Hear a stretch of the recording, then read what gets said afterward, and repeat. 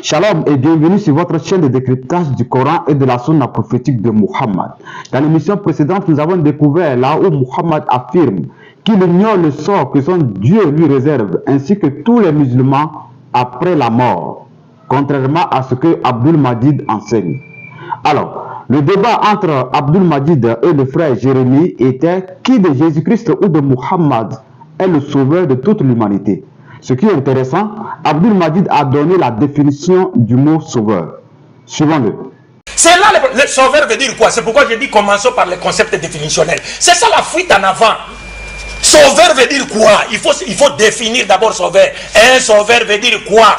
Lui il cherche le mot sauveur. Le Coran n'a pas utilisé le mot sauveur, mais l'essence du sauveur pour parler de Muhammad. Mais Muhammad est présenté comme celui qui a été envoyé pour tirer toute l'humanité, y compris les chrétiens, des ténèbres spirituelles à la lumière parfaite. Et c'est ça le rôle du sauveur. Un sauveur, c'est quelqu'un qui vient tirer quelqu'un ou un groupe de gens du danger, du malheur ou de la mort ou d'une situation critique. Alors, un sauveur, selon ce que nous avons entendu de la bouche d'Abdul Majid, c'est quelqu'un qui vient tirer un quelqu'un, bon, on peut dire son semblable, pour ne pas faire de pléonasme. Donc, un sauveur, c'est quelqu'un qui vient tirer son semblable ou un groupe de personnes du danger, du malheur, de la mort ou d'une situation critique. C'est ça, un sauveur. Maintenant, voyons si Muhammad remplit ces critères donnés par Abdul Majid. Muhammad a fait une déclaration au Quraysh au début de son ministère que nous allons lire dans la Sira Rasulullah de Ibn Hisham, de la page 43 à la page 44. Nous lisons. Amr ibn al-As rapporte: j'étais présent le jour où les notables de Quraysh étaient réunis au niveau du giron devant la Kaaba. Ils parlaient du prophète. Nous n'avons jamais autant patienté avec un homme. Il nous traite d'insensés, insulte nos ancêtres, dénigre notre religion, divise nos rangs, offense nos divinités. Nous avons fait preuve de patience au sujet de faits de la plus haute gravité.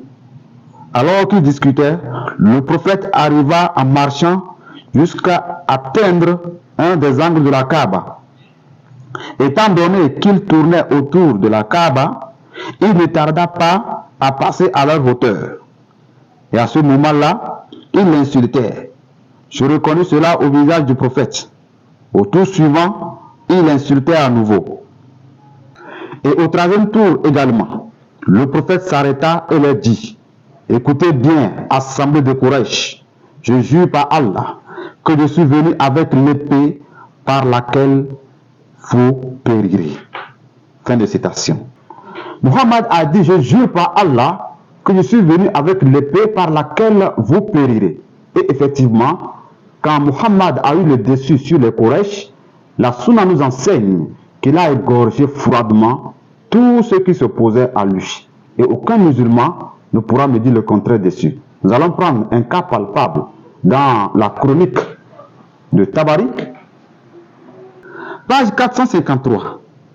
Il en arrivait, le il ici est mis pour les persécuteurs, ceux qui persécutaient Muhammad à la Mecque. Donc nous reprenons. Il en arrivait jusqu'à cracher à la figure du prophète. L'homme qui cracha au visage de Muhammad fut Uqba, fils de Mu'ayt, descendant de Meya.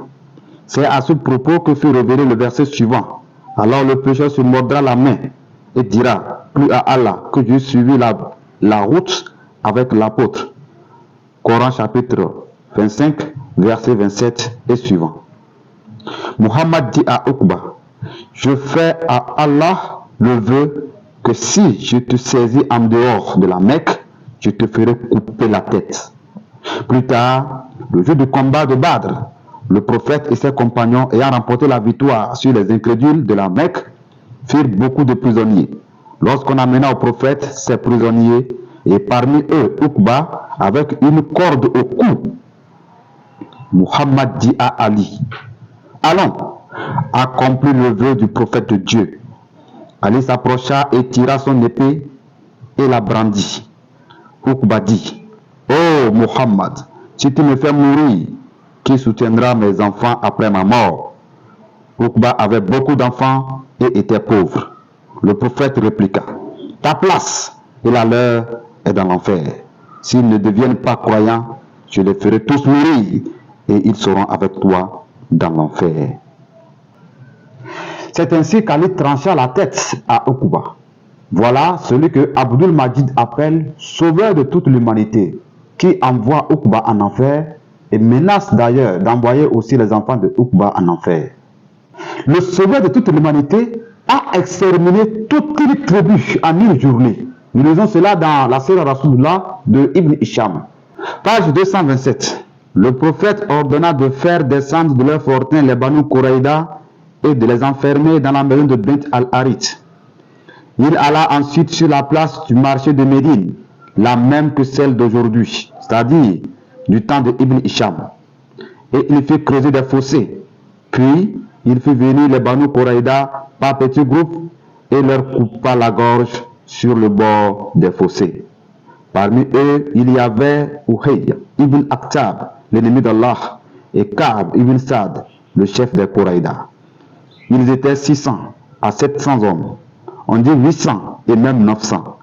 Pendant qu'ils étaient amenés sur la place par petits groupes, certains juifs demandaient à Ka'b, le chef de leur clan, que va-t-on donc faire de nous? Est-ce que cette fois, vous n'allez pas finir par comprendre? Ne voyez-vous pas que le crieur qui fait l'appel ne bronche pas et que ceux qui sont partis ne reviennent pas? C'est évidemment la tête tranchée. Le prophète ne cessa de les égorger jusqu'à leur extermination totale. Le sauveur de toute l'humanité a coupé la tête de 900 personnes en une journée. Mais avant leur extermination, ils ont dit ceci au sauveur de toute l'humanité dans Tabari, page 537. Les Juifs sortirent de leur fort et dirent au prophète, agis avec bonté envers nous, fais-nous grâce. Alors Abdul Majid, les Juifs ont dit au sauveur de toute l'humanité, ô Muhammad, fais-nous grâce. Mais le sauveur de toute l'humanité ne cessa de les égorger jusqu'à leur extermination totale. Pourtant, selon le concept définitionnel du mot sauveur, un sauveur, c'est quelqu'un qui vient tirer un groupe de personnes d'une situation critique, n'est-ce pas? Alors nous continuons cette fois-ci dans Sahih Muslim, le tome 4. Hadith 4420. La même histoire fut relatée au niveau du hadith 4424, 4428 et 4431. Abu Saïd a rapporté qu'une personne appartenant au clan d'Aslam, qui s'appelait Mahid bin Malik, vient voir le messager d'Allah et dit, j'ai commis l'immoralité, c'est-à-dire l'adultère, purifie-moi. L'apôtre d'Allah le repoussa encore et encore. Il interrogea alors son peuple sur l'état de son esprit. Ils dirent, nous ne connaissons aucun de ces mots, si ce n'est ce qu'il a commis, une chose à propos de laquelle il pense qu'il ne pourrait se soulager de son fardeau qu'avec le had qu'on lui impose. Il revint vers l'apôtre d'Allah et il nous ordonna de le lapider. Nous l'avons amené à Baki al-Gardad, le cimetière de Médine. Nous ne l'avons pas attaché et nous n'avons pas creusé de fossé pour lui. Nous l'avons attaqué avec des os, des mottes de terre et des cailloux. Il s'enfuit et nous l'avons poursuivi jusqu'à ce qu'il tombe sur la terre de pierre, al-Hara, et s'y soit arrêté. Nous l'avons lapidé avec de lourdes pierres de la Hara jusqu'à ce qu'il devienne immobile, c'est-à-dire qu'il meure. Le prophète s'est ensuite adressé à nous le soir en disant, chaque fois que nous partons en expédition dans le sentier d'Allah, l'un de nos compagnons pousse un cri sous la pression de la convoitise sexuelle, qu'il ressemble au bêlement d'un bouc. Si l'on m'amène une personne qui a commis un tel acte, il faut que je la punisse. Il n'a ni demandé pardon pour lui, ni ne l'a maudit. Voilà comment le sauveur de toute l'humanité a sauvé cet homme. Il n'a ni demandé pardon pour lui, ni ne l'a maudit. Bon, quelle est cette manière de purifier un adultère en le faisant mourir cruellement? Pendant que Jésus, dans Jean chapitre 8, à partir du verset 7, disait à la femme adultère, je ne te condamne pas non plus. Va et ne prêche plus. Jésus a sauvé cette femme de la mort, mais le sauveur de toute l'humanité va ordonner de tuer cruellement cet homme qui a commis le même acte que cette femme qu'on a menée devant Jésus. Alors nous continuons toujours dans la Sunna, cette fois-ci dans la Sunna d'Abu Daoud. Hadith 4410, rapporté par Jabir bin Abdallah. Un voleur fut amené au prophète. Il dit, tuez-le. Les gens dirent, il a commis un vol. Messager d'Allah. Il dit alors, coupez-lui la main. Et on lui coupa la main droite. On l'amena une seconde fois. Et il dit, tuez-le. Les gens dirent, il a commis un vol. Messager d'Allah. Il dit alors, coupez-lui le pied. Coupez-lui le pied. On lui coupa le pied gauche. On l'amena une troisième fois. Et il dit, tuez-le. Les gens dirent, il a commis un vol. Messager d'Allah. Il répondit alors, coupez-lui la main. On lui coupa donc la main gauche. On l'amena une quatrième fois. Et il dit, tuez-le. Les gens dirent, il a commis un vol. Messager d'Allah. Il dit alors, coupez-lui le pied. On lui coupa le pied droit.